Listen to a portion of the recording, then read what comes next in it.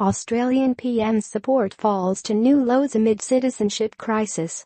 Melbourne, Reuters. Australian Prime Minister Malcolm Turnbull slumped to a new low in a poll released on Monday as his government cobbled together a deal with the main opposition party to stem a citizenship crisis that has left his government hanging precariously to power. Turnbull has been heavily criticized for failing to act decisively in a crisis that has so far seen his deputy, along with 6 other lawmakers, ejected from Parliament because they were dual citizens, leaving Turnbull presiding over a minority government.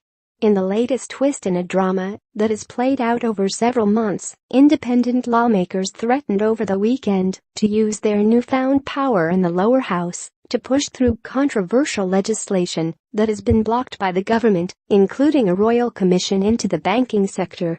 The latest news poll, published by The Australian, showed the main opposition Labor Party leading Turnbull's Liberal National Party coalition on a 2-party basis, marking a 23rd consecutive loss since Turnbull ousted Tony Abbott to become Prime Minister in September 2015.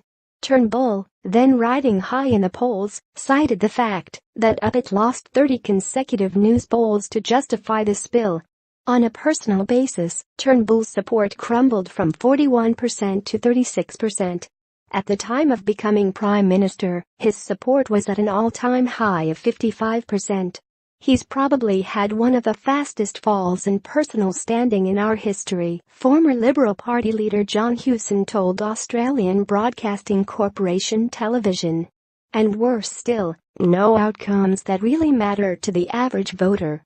The citizenship saga has overshadowed Turnbull's attempts to turn the domestic agenda to voter-friendly issues like tax reform, infrastructure, and housing affordability. A contentious national survey on same-sex marriage and a checkered rollout of a multi-billion-dollar broadband network have added to perceptions of chaos in the country's leadership.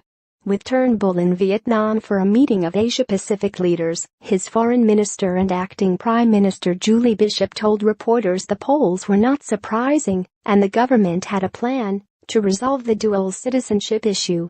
Dual citizenship is banned for members of parliament under Australia's constitution in a bid to prevent split allegiances. But adherence to that rule has only come under the spotlight in the current crisis, with the High Court confirming a strict interpretation of the law. With both sides of politics threatening to out lawmakers from the other side as dual citizens, the government and opposition agreed on Monday to a deadline of December 1 for all politicians to disclose the birthplace of their parents and grandparents. Reporting by Alana Schetzer. Editing by Jane Wardell and Richard Pullen.